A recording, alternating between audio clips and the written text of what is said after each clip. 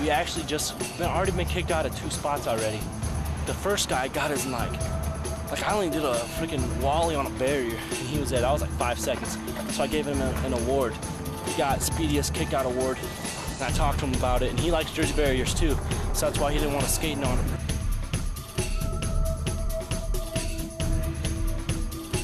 Skateboards, man, I gotta take out a scat. Nice before the other troops come.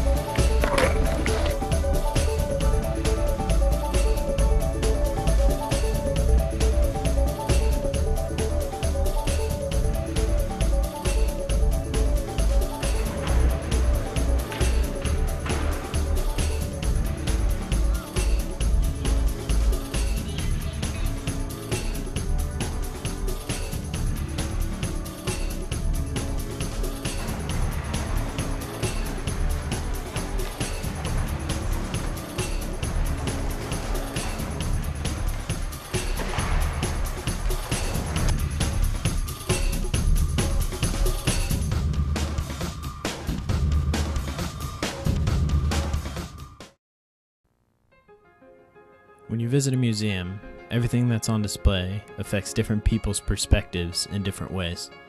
It's not only art that causes these different feelings. The next time you drive down the street, take a look around. Most people see houses, some businesses, parking lots, or maybe some neighborhood park. If a lawn service owner drives down that same street, he sees the trees, the grass, and the bushes. Skateboarders see the bench, the stairs, and the handrails, or maybe the gap between the 2 parking lots. When most people think of skateboarding, it's something that the youth has picked up instead of baseball or football.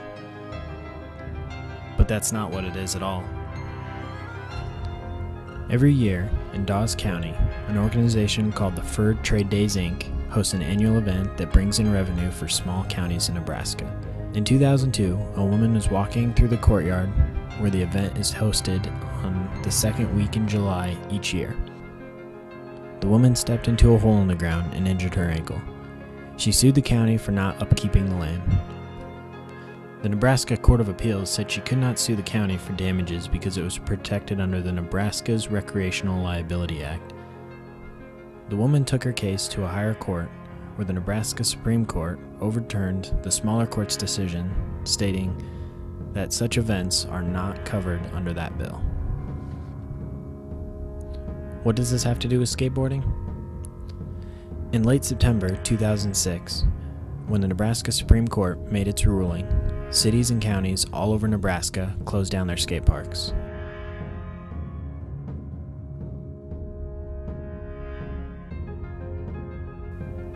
After 25 years, cities are now liable for any injuries or damages sustained in places like parks, pools, or any other athletic fields. Yet the event that even caused this had nothing to do with skateboarding. You will see sledding hills that have signs that say "sled at your own risk" or "sledding prohibited," yet every skate park has a sign that says "no trespassing, violators will be prosecuted." Why is it so harsh? If we take a look back, since 2002, when the event that caused all this happened. Nebraska has had multiple sledding accidents each year, and each year someone sues. Since 2002, and from what we can find earlier, no skateboarder has sued in Nebraska because of an injury due to skating. Yet, on those same hills that say sledding is prohibited, you can drive by and see people sledding while no action is taken. But in a second, a skateboarder would be cited. I was really intrigued when I first heard about all this. I wondered why Fremont, Elkhorn, North Platte, and don't forget Norfolk Skate Park all got closed down within a day. The kids of the community in Norfolk raised $150,000 for their park, and it was closed and is being refused to be reopened. Omaha and Lincoln, on the other hand, their parks have remained open. I read everything I could about why all this was happening. I was even in the paper when they were talking about everything that was going on throughout the state. Everything has to do with insurance. In Omaha, I sat down with my friend Brian, who runs an indoor park called Salvi, part of the Salvation Army on 40th and Harrison. The facility offers for kids to skate for $1 an hour as long as they wear helmets. I asked him about insurance and what it costs to run a park like that, since they only charge $1 an hour, and he said it costs the Salvation Army as a whole for the building and all the events that they host about $40,000 a year, and the skateboarding insurance side of it, it's a little over 50% of that. So obviously Salvi couldn't pay $20,000 a year to charge kids $1 an hour. Luckily, they receive funds from other parts of the Salvation Army to make up the difference. I also drove out to Lincoln and talked to the people at Edge 64, the indoor skate park in Lincoln. It's $1 a day for kids to come and skate. They wear a helmet and they sign a form. Essentially, that form that allows them to skate in the facility makes you give up all your rights to hold the facility accountable for anything that takes place. Therefore, they have no insurance. We as skateboarders understand that what we do on our board is our responsibility, and we won't hold other people accountable for our misfortunes.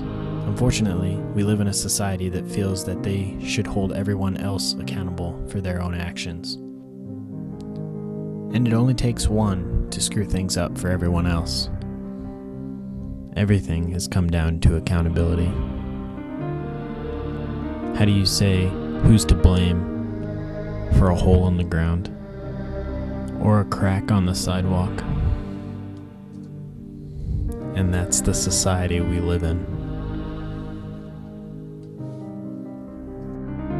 Luckily, skateboarding is more about fun than anything, and that's what it'll always be about.